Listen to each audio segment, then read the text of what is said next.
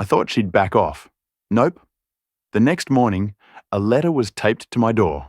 Not HOA, but from a lawyer. Megan was trying to lien my property over this. I laughed, a deep, house-shaking laugh. She'd lost the horse fight and was now swinging for my home, but she'd miscalculated. I was ready. I called my lawyer Tom, a family friend who lived for this nonsense. He sighed, then chuckled. She's delusional, or the worst HOA president ever. Maybe both, I said. Options? She has no grounds for a lien. You owe nothing, and they've got no claim. It's harassment. We'll kill it fast. We drafted a response threatening a countersuit if she didn't drop it, but I wasn't stopping there. I gathered every letter. Fine. And overreach from Megan. Neighbours, fed up, shared their tales. The couple fined for a gnome. The mom threatened over a bike. The vet hassled over his flag. I wasn't just fighting for me. It was a revolt. The next HOA meeting was electric, the room packed. Megan strode in, oblivious, but froze at the crowd's vibe. I stood first, holding her lien letter. Megan, explain why you tried to lien my property over a fake debt. She coughed. The HOA enforces rules. I'm not in the HOA, I cut in, and I own nothing. You tried to steal my land. Murmurs grew. She floundered, but neighbours piled on, sharing stories of her tyranny. The treasurer, Mrs. Grant, slammed her pen down. I'm done. We can't afford another lawsuit after last time. Last time? I asked. She sued someone over driveway parking years ago, Mrs. Grant said. We lost. I turned to Megan. A pattern, huh? Her face blazed, knuckles white. Meeting's over? No, Mrs. Grant snapped. We're voting. It was quick. Megan was ousted as president. Landslide. She protested, but the board ruled. She stormed out, door slamming, the room lightening with smiles and relief. Weeks later, a for sale sign hit Megan's yard. She was gone, forced or fleeing, I didn't care. We celebrated with a barbecue, Storm and Lily munching treats, kids feeding them. The horses Megan tried to claim were now neighbourhood stars. As the sun set, I hung my framed $5,000 invoice in the barn, a trophy. Megan was history, the HOA tamed, and my land secure. Victory was sweet, and the grass over the fence? Still delicious.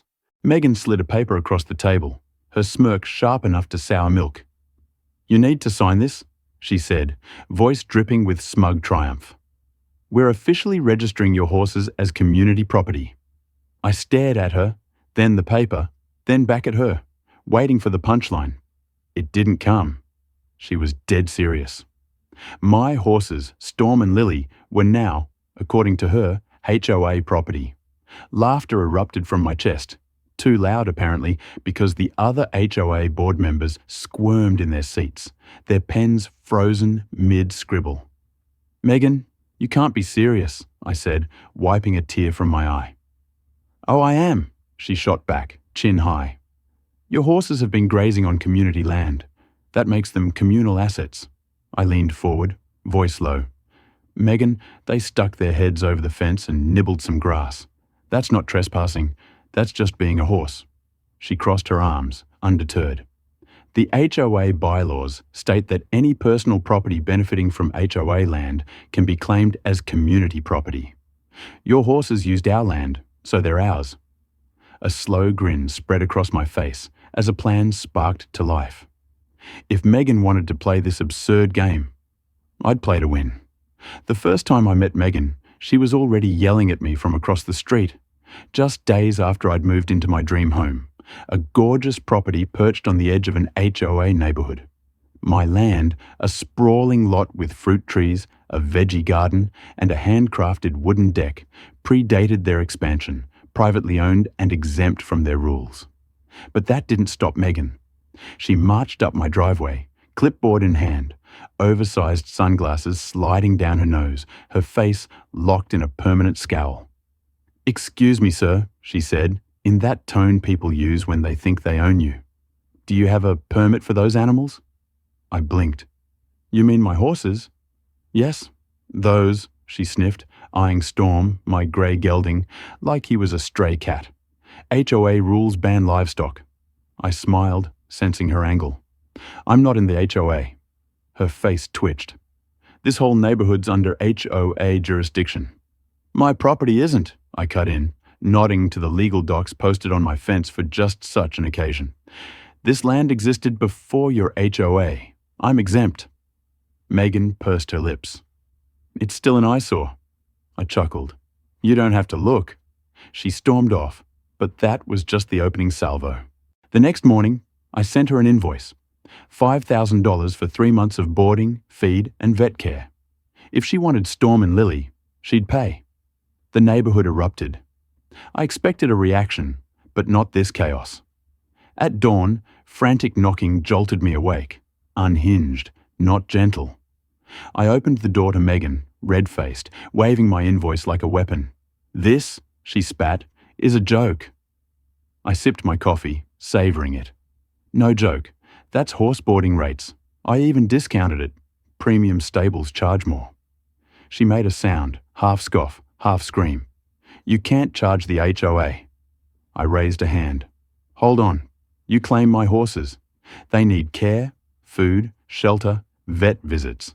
I've paid out of pocket, but if they're the community's, the HOA pays. Her jaw clenched so hard I thought it'd snap. You're absurd. Am I? You tried to claim them. Either they're mine or you pay your share. She stared, speechless. A first.